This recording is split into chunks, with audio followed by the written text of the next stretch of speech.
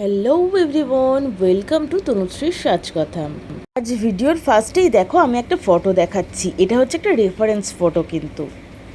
আর বুঝতেই পারছো এটা আমার ফোন নয়, এটা হচ্ছে ব্রাইডের ফোন। ব্রাইড আমাকে বলেছিল এইরকম লুক করবে এবং টোটালটা একদম সিম্পল হবে এবং মিডল পার্টিং হবে, চুলটা দু সাইডে হালকা করে পুলিং থাকবে, এরকমভাবেই ও একদম সিম্পল একটা লুক রাখতে চাইছিল। তো সেই বুঝেই আমি ওর লুকটা ক্রিয়েট করার ট্রাই করছি।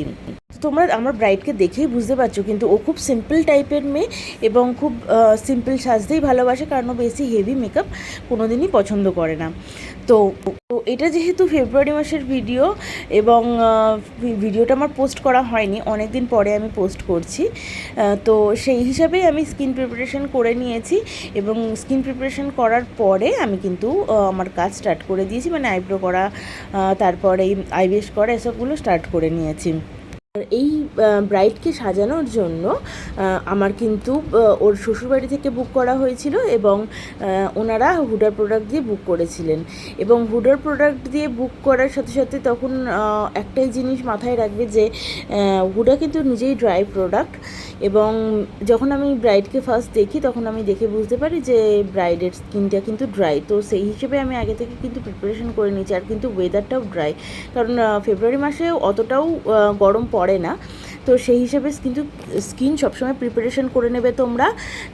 আর হচ্ছে ব্রাইডের স্কিনও যেহেতু ড্রাই ছিল সেহেতু আমি ফার্স্টে একটা হাইড্রেটিং মিস্ট লাগিয়ে নিয়েছিলাম, তারপরে ভালো একটা ময়শ্চারাইজার লাগিয়েছি এবং দেখো এখানে গ্রিপ প্রাইমার লাগিয়েছি। গ্রিপ প্রাইমারটা সব ওয়েদারেই আমি ইউজ করি, কারণ হচ্ছে গ্রিপ প্রাইমারের একটা বিশেষ গুণ আমার খুবই ভালো লাগে, সেটা হচ্ছে স্কিনটাকে এত সুন্দর সফট বানিয়ে দেয় আর স্কিনে এত সুন্দর ফাউন্ডেশনটাকে বসাতে সাহায্য করে এবং এত স্কিনটাকে তেলতেলে করে দেয় যে তোমার মনেই হবে না যে একটা মানে রাফ স্কিনের ওপর তুমি মেকআপ করছো। স্কিনটাকে পুরো ফ্ললেস বানিয়ে দেয়। আর ভিডিওর মাঝখানে আমি একটাই কথা বলি যে আমার ভিডিওগুলো যখন দেখছো প্লিজ একটা লাইক করে দাও এবং একটা করে কমেন্ট করে দাও, যাতে আমি বুঝতে পারি তোমরা আমার সাথে আছো এবং পাশে আছো।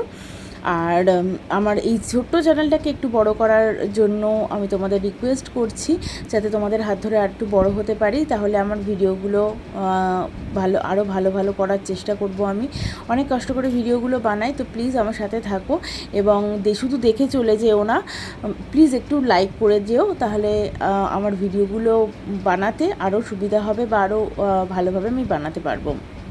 তোমরা যদি লাইক কমেন্ট শেয়ার না করো তাহলে এত কষ্ট করে আমার ভিডিও বানানো, এডিটিং করা সব কিছু কিন্তু একদম বৃথা হয়ে যাবে।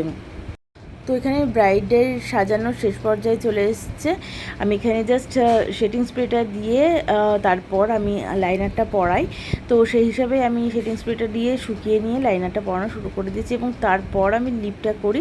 আর কিছুদিন যাবত আমার লিপটাকে অমড়ে টাইপের করে ব্রাইডকে সাজাতে বেশি ভালো লাগে, কারণ অমড়ে লিপটা বেশি হাইলাইট হয়।